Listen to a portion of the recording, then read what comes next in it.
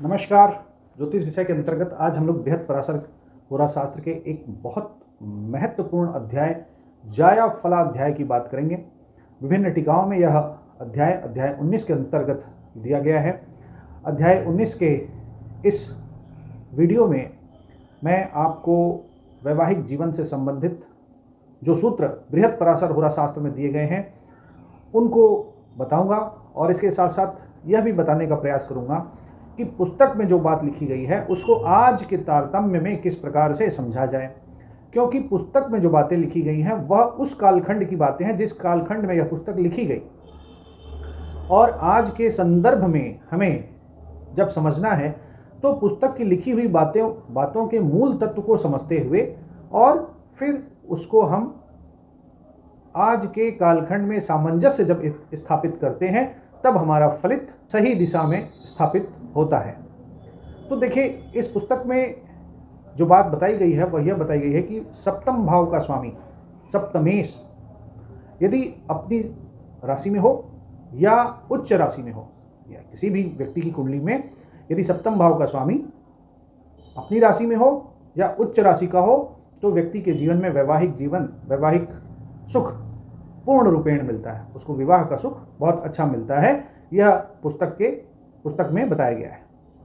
अगला जो नियम है वो इस प्रकार से, यदि सप्तम भाव का स्वामी यानी सप्तमेश यदि 6, 8, 12 भाव में चला जाए तो व्यक्ति का जीवन साथी रोगी होता है। यह बात विशेष समझने की हो गई कि 7वें भाव का स्वामी यदि बैठ जाएगा 6ठे भाव में, 8वें भाव में या 12वें भाव में तो यह जीवन साथी को रोगी बना देता है, यह रोगी होने के संकेत है। मगर इसमें एक कंडीशन लगी हुई है, वह ये है कि यदि सप्तम भाव का स्वामी स्वग्रही न हो या उच्च का न हो तब यह स्थिति लगेगी। उदाहरण स्वरूप, यदि सप्तम भाव में कुंभ राशि है तो 6ठे भाव में मकर राशि हुई और 6ठे भाव में मकर राशि का यदि शनि बैठा है तो फिर ऐसे व्यक्ति का वैवाहिक जीवन सुखमय ही होगा, वहाँ पर 6ठे का दोष नहीं लगेगा। इसी के साथ साथ यदि सप्तम भाव में मकर राशि है और 8वें भाव में कुंभ राशि है और 7वें का अधिपति शनि 8वें भाव में स्वग्रही होकर के बैठ गया तो भी यह वैवाहिक जीवन के सुखमय होने का संकेत है। आप यहाँ पर यह नहीं कहेंगे कि उसकी स्त्री रोगिणी होगी। इसके साथ साथ यदि वृश्चिक राशि 7वें में है तो 12वें में मेष राशि हुई और वहाँ पर मंगल बैठा है तो व्यक्ति के जीवन में आप देखेंगे कि वैवाहिक जीवन शुभ ही होगा। इसके साथ साथ यदि 7वें में वृष राशि है तो 12वें भाव में तुला राशि हुई और वहाँ पर शुक्र है तो भी व्यक्ति का वैवाहिक जीवन शुभ ही होगा। ऐसा यह पुस्तक संकेत करती है कि सप्तम भाव का स्वामी 6, 8, 12 में बैठ जाए तो जीवन साथी रोगी होता है, परंतु यदि यह सप्तमेश अपने घर का या उच्च का हो तो ऐसे स्थिति में वैवाहिक जीवन में यह दोष नहीं लगता है। इसके अलावा इस पुस्तक में बताया गया है कि यदि सप्तम भाव में शुक्र बैठता हो तो व्यक्ति कामातुर होता है। इसके साथ साथ इस पुस्तक में बताया गया है कि यदि सप्तम भाव में शुक्र बैठता हो तो व्यक्ति कामातुर होता है। कामातुर का अर्थ है कि व्यक्ति बहुत कामी होगा, ऐसा। इसके साथ साथ जो अगला नियम है वह इस प्रकार से है कि सप्तमेश पापयुक्त हो। सप्तमेश सप्तम भाव का स्वामी पाप ग्रहों के मध्य जाके बैठता हो तो जीवन साथी के लिए फिर ये बहुत अनिष्ट की बात कर देते हैं, जीवन साथी का बहुत बड़ा कष्ट हो सकता है, ऐसा यह पुस्तक संकेत करती है। इसके साथ साथ जो अगला नियम है वो इस प्रकार से है कि सप्तमेश शुभ ग्रहों से युक्त हो, यानी सप्तमेश जो है, सप्तम भाव का स्वामी जो है वह शुभ ग्रहों के बीच बैठा हो तो व्यक्ति धनी होगा, मानी होगा, सुखी होगा, उसको हर प्रकार का सुख मिलेगा, उसका दाम्पत्य सुख भी बहुत अच्छा रहेगा। यदि सप्तमेश शुभ ग्रहों से युक्त है तो जातक धनी, मानी और सुखी होगा। इसी साथ साथ यदि सप्तमेश नीच राशि का या शत्रु राशि का हो और निर्बल हो तो फिर व्यक्ति की स्त्री रोगिणी होती है। और स्त्री की कुंडली में आप देखें कि सप्तम भाव का स्वामी नीच का है, शत्रु राशि में है, निर्बल है तो उसका पुरुष, उसका पति जो होगा वह रोगी होगा।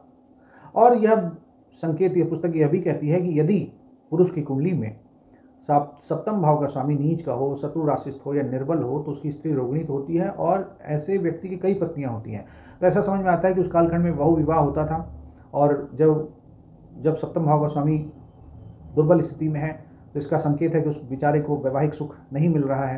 वैवाहिक सुख नहीं मिल रहा है तो कई शादियां करने का प्रयास कर रहा है, उसकी कई शादियां हो भी जा रही होंगी, मगर सभी शादियों में उसको किसी भी शादी में बहुत अच्छा फल नहीं मिल रहा था वैवाहिक जीवन का, ऐसा समझ में आता है। वो सुखी नहीं था अपने वैवाहिक जीवन में। ऐसा क्यों होगा? क्योंकि सप्तम भाव का स्वामी नीच है, नीच राशि में बैठ गया है, दुर्बल हो गया है, शत्रु राशि में बैठ गया है। तो फिर जब बल ही नहीं है सप्तमेश में, तो फिर वो वैवाहिक जीवन का सुख कहाँ से मिलेगा? इसके अतिरिक्त यह कहा गया है कि यदि सप्तम भाव का स्वामी यानी सप्तमेश शनि अथवा शुक्र की राशि में हो, शनि और शुक्र की राशि का अर्थ हो गया वृष राशि, तुला राशि, मकर राशि, कुंभ राशि, इन 4 राशियों में यदि सप्तमेश बैठा हो तो व्यक्ति को, और उस पर शुभ ग्रहों की दृष्टि हो, तो उसकी बहुत पत्नियां होती हैं। देखिए, पुराने कालखंड में बहुत पत्नी का रिवाज था, आज के कालखंड में ऐसा नहीं है। तो आप इसको यह समझिए कि उसकी एक ही पत्नी होगी, मगर वह सुखी होगा, उसका वैवाहिक जीवन सुखमय होगा, उसको हर प्रकार का सुख मिलेगा। इसके साथ साथ यह भी बताया गया कि यदि सप्तमेश उच्च का हो तो उसको, वह व्यक्ति बहुत स्त्री वाला होता है। वहां पर भी वही बात तारतम्य से समझना है। यदि किसी की कुंडली में सप्तम भाव स्वामी आप उच्च का देखें तो आप यह समझ लीजिए कि वह व्यक्ति के जीवन में वैवाहिक सुख अच्छा है, उसे एक ही पत्नी मिलेगी, मगर एक ही पत्नी से उसका वैवाहिक जीवन परिपूर्ण रहेगा, भरपूर रहेगा, वह सुखी होगा। इसके अलावा अलग अलग ग्रहों के बैठने का भी फल बताया गया है इस पुस्तक में। जैसे कि सूर्य यदि सप्तम भाव में बैठा हो तो ऐसा कहा गया कि स्त्री बंध्या होगी, मतलब स्त्री को संतान सुख नहीं मिलेगा, ऐसी संभावना बताई जा रही है। इसके साथ साथ यदि चंद्रमा बैठा हो तो जिस राशि का चंद्रमा हो उस राशि के संपूर्ण स्वभाव उसकी पत्नी में दिखेंगे। यानी कि वृष राशि है तो वृष राशि के हिसाब से स्वभाव बतानी है, और मिथुन राशि है तो मिथुन राशि का स्वभाव के हिसाब से बताना है। यदि चंद्रमा 7वें भाव में बैठ गया तो उस राशि का प्रभाव ज़्यादा बताना है, राशि प्रबल हो गई है। साथ ही साथ यह भी है कि यदि बुध बैठता हो सप्तम भाव में तो फिर ऐसे व्यक्ति की जो पत्नी होगी, वह बताया गया है कि वह, पुस्तक का जो सेंस है, जो मैं समझ पाता हूँ, वह मैं बताना चाहता हूँ कि व्यक्ति की जो पत्नी होगी वह किसी व्यापार कर्म में, किसी धनार्जन के कार्य में लगी हुई हो सकती है। इसके साथ साथ यदि गुरु हो तो फिर ऐसे व्यक्ति की जो पत्नी होगी बड़ी स्पिरिचुअल होगी, आध्यात्मिक होगी, ऐसा संकेत मिलता है। पुस्तक में ब्राह्मणी शब्द का प्रयोग हुआ है। इसके अलावा अगर जब 7वें भाव में यदि शनि राहु केतु बैठे हों तो इसका संकेत मिलता है कि व्यक्ति का जो विवाह होगा थोड़ा गरीब घर में होगा। इस प्रकार से आप इसको समझ सकते हैं। और सप्तम भाव में यदि मंगल बैठता हो, गुरु बैठता हो, शुक्र बैठता हो तो एक पुस्तक यह भी कहती है कि जो उसका जीवन साथी होगा बहुत ही आकर्षक शरीर वाला होगा और उसमें आकर्षण होगा। और यदि शनि बैठा हो तो जीवन साथी बड़ा ही दुर्बल देह का होगा। यदि 5वें, 7वें और 12वें भाव में पाप ग्रह बैठे हों तो ऐसा लिखा गया है पुस्तक में, व्यक्ति स्त्री का वश्य होता है। स्त्री का वश्य का अर्थ है कि व्यक्ति स्त्रियों के वशीभूत होता है, वह स्त्रियां उसे जैसे चाहती हैं वैसे उसको घुमा देती हैं।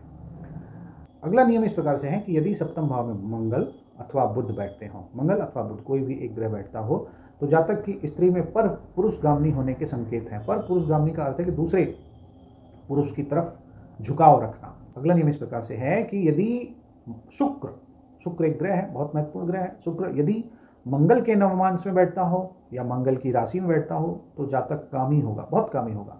ये विशेष सूत्र है वैवाहिक जीवन के लिए, हमेशा याद रखें। यदि मंगल शुक्र के नवमांश, माफ करिएगा, यदि शुक्र मंगल के नवमांश में या मंगल की राशि में बैठा हो तो ऐसा जातक बहुत कामी हो सकता है, इसकी संभावना व्यक्त की गई है।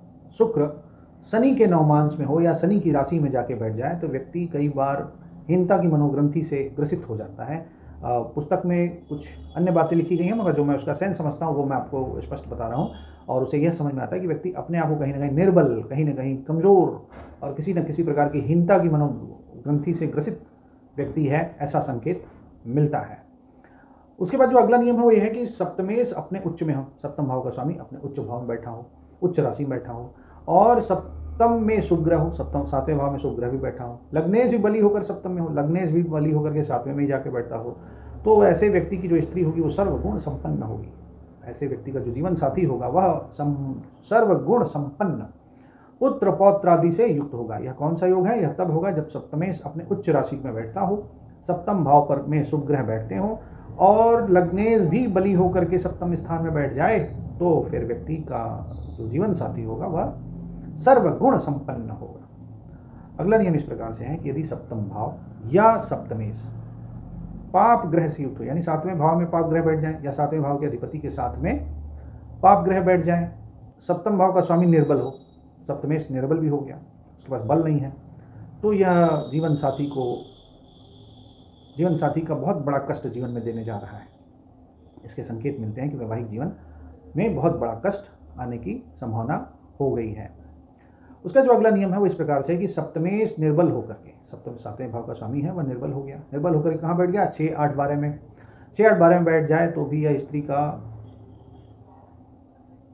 कष्ट बहुत बुरी तरह से दे देगा और जीवन साथी का जीवन में विशेष कष्ट हो जाएगा। कब होगा? जब सप्तमेश निर्बल होकर के 6, 8, 12 में बैठे हो। हमने पहले भी ये नियम पढ़ रखा है कि यदि सप्तमेश 6, 8, 12 में हो तो जीवन साथी रोगी होता है। इसके पास साथ साथ जो अगला नियम है वह यह है कि सप्तम भाव में चंद्रमा हो, 7वें भाव में चंद्रमा हो, सप्तमेश 12वें भाव में हो। 7वें भाव का मालिक कहाँ चला गया? 12वें भाव में। और जाया कारक निर्बल हो, यानी कि शुक्र निर्बल हो, या जो जमीनी के हिसाब से जो सबसे कम अंश का ग्रह है वह निर्बल है। वह ग्रह जो कि एक ही अंश के अराउंड है, सबसे कम, सभी ग्रहों के अंशों में सबसे कम मान जिस ग्रह का है वह ग्रह यदि निर्बल हो तो फिर जीवन साथी का सुख नहीं मिलता। वैवाहिक जीवन में शायद प्रवेश ही ना हो, ऐसी संभावना यह पुस्तक व्यक्त कर रही है। यह कब होगा? जब 7वें भाव में चंद्रमा हो, 7वें भाव में चंद्रमा के साथ साथ सप्तमेश 12वें भाव में हो, सप्तम भाव का स्वामी 12वें भाव में चला जाए और जाया कारक निर्बल हो। जाया कारक, जब कारकों का अध्याय पढ़ेंगे तो आपको पता चलेगा कि वह ग्रह जिसके अंश सबसे कम है वह दारा कारक है, वह जाया कारक है। तो जाया कारक यदि निर्बल है तो फिर जीवन साथी का सुख नहीं मिलता है। हो सकता है कि विवाह हो भी जाए तो पता चला कि विवाह होने के बाद भी पति पत्नी बहुत दूर दूर रहते हैं। इसके बाद जो अगला नियम है वो इस प्रकार से है कि सप्तमेश नीच का हो, सप्तम भाव का स्वामी नीच में चला जाए, अपने नीच की राशि में चला जाए, या पाप ग्रह की राशि में हो। पाप ग्रहों की राशि का अर्थ हो गया मंगल अथवा शनि की राशि में जाके बैठ जाए। पाप ग्रहों से युक्त हो, यानी पाप ग्रहों के साथ ही बैठता है।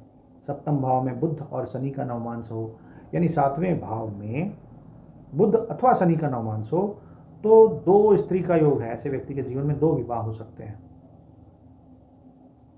इसके लिए नवमांश कुंडली लगेगी, नवमांश कुंडली का 7वां भाव लगेगा और वहां पर यदि बुध और शनि का नवमांश आपको दिखे तब ऐसी स्थिति में 2 पत्नी का योग हो सकता है।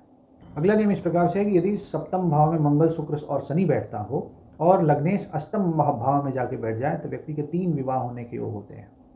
यह कब होगा? जब 7वें भाव पे मंगल, शुक्र, शनि तीनों ग्रह बैठते हों और लग्नेश जाकर के 8वें भाव में बैठ जाए तो व्यक्ति के जीवन में 3 विवाह हो सकते हैं। फिर शुक्र द्विस्वभाव राशि का हो और द्विस्वभाव राशि का स्वामी उच्च का हो, सप्तमेश बली हो, तो ऐसी स्थिति में भी व्यक्ति की बहुत शादियां होती हैं। यह कब होगा? जब शुक्र द्विस्वभाव राशियों में जाके बैठता हो, द्विस्वभाव राशि का स्वामी उच्च का हो और सप्तमेश बली हो। इसका अर्थ क्या हुआ कि यदि शुक्र मिथुन राशि, कन्या राशि, धनु राशि, मीन राशि में जाके बैठता हो और इन राशि जिस भी राशि में वह बैठा उस राशि का अधिपति उच्च का हो गया, यदि उसका अधिपति उच्च का हो गया और सप्तमेश भी बली हो, 7वें भाव का अधिपति भी बली हो, तो व्यक्ति की बहुत स्त्रियां होती हैं। ये एक प्रकार से संकेत है व्यक्ति बहुत धनी भी हो सकता है और उसके ढेर सारे व्यापार भी हो सकते हैं, कई प्रपंच हो सकते हैं। इस दिशा में भी इसको समझा जा सकता है। और यदि आपको अपने विवाह की उम्र जाननी है कि आपका किस उम्र में विवाह होने वाला है, कैसा विवाह होने वाला है, तो आप अवश्य कुछ कमेंट में लिखें, तो फिर मैं आपके कमेंट को पढ़ करके और उस पर वीडियो बनाने का प्रयास करूंगा। अपना date of birth, time, place भी आप दे सकते हैं। इसके साथ साथ जिन लोगों का वैवाहिक जीवन बहुत दुखमय है, किसी समस्या में है, किसी परेशानी में है, तो वह भी अपनी बात शेयर कर सकते हैं। मैं उनके भी कुंडली पर विचार करके उनकी भी कुंडली पर व्याख्या अपनी दे दूंगा और उस पर एक वीडियो बना करके प्रस्तुत कर दूंगा। तो यदि आप कमेंट में अपना date of birth, time, place डालेंगे तो इसका अर्थ है कि मैं आपका कुंडली देख करके बना करके उस पर एक व्याख्या भी दे दूंगा और आपको एक बैठे बिठाए एक अच्छी खासी कुंडली के एनालिसिस मिल जाएगी। तो मैं आशा करता हूं कि आपको मेरा ये वीडियो, ये मेरा प्रयास पसंद आया होगा। यदि आपको ये मेरा प्रयास पसंद आया है तो आप इसे लाइक करें, शेयर करें, सब्सक्राइब करें, ताकि मैं और भी अच्छे वीडियो के साथ आपके समक्ष उपस्थित हूँ। आपने इस वीडियो को देखा, आपका बहुत बहुत धन्यवाद। नमस्कार।